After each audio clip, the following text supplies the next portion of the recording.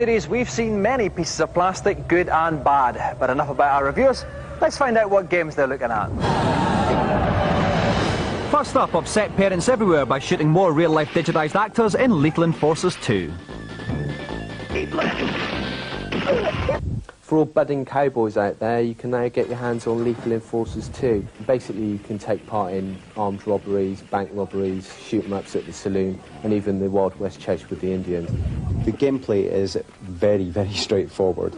Basically, shoot all the bad guys. They're very obvious. They wear black hats and stuff, and try not to shoot the pretty cowgirls and the nice old men. It's a great game. Somehow this kind of gameplay works really well, although it's not a long-lasting one. Once you've shot all the people you can shoot, then you're never going to come back to it. You ain't gonna get me down. Next up, the most gorgeous-looking thing since Melissa from 30-something, Magic Carpet. If I was to say that Magic Carpet was Doom in the air, I'd actually be lying, but it's somewhere near the truth. You're floating around in a 3D environment, you've got to collect mana so you can build up a huge castle, and you get some wonderful spells at your disposal, the most notable of which is, of course, the earthquake, which tears its way through the landscape, and wonderful 3D graphics.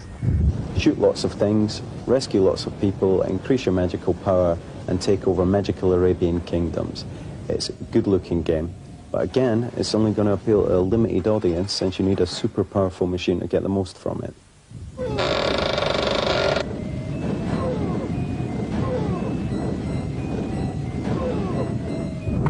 Finally, flying Desert Strike type 3D polygons ahoy in Zeewolf. It's a sort of helicopter shoot-'em-up, a bit like Desert Strike, but much more 3D. You can travel around the whole area instead of just sort of an isometric view. The graphics aren't up to all that much. I mean, it looks a bit like Virus from about 10 years ago, but happily the gameplay is amazing. This isn't your average everyday shoot-em-up. It's not one where you can just sit down, get straight into it and go around blasting things. There's a lot of artillery, a lot of armour you have to take care of before you can get down to the actual business of rescuing hostages.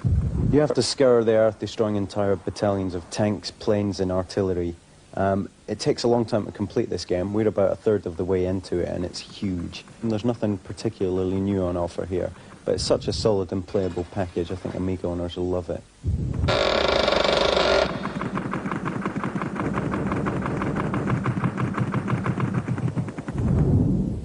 Right, while we peel the young girls off of tonight's special guests, let's go over to GamesMaster and find out what their challenge is.